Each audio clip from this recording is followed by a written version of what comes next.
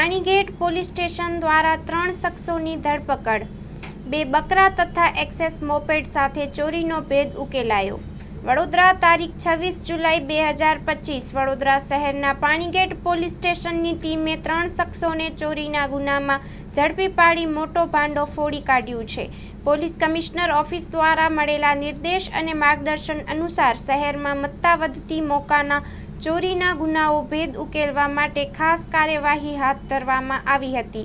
Panigate police સ્ટેશનના અધિકારીઓ અને સ્થાનિક ટીમે માહિતીના આધારે ટ્રેપ ગોઠવી 3 આરોપીઓને ઝડપી લીધા હતા।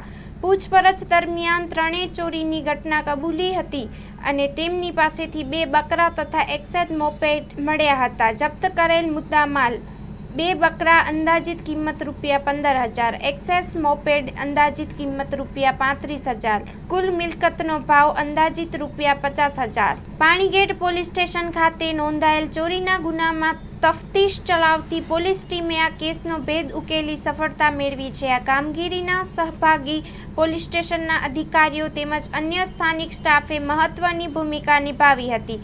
પાણીગેટ પોલીસ દ્વારા આ પ્રકારના ગુનાઓ સાથે સતત કાર્યવાહી ચાલુ રાખવામાં આવશે તેમ જણાવીને નાગરિકોને જાગૃત રહેવા અને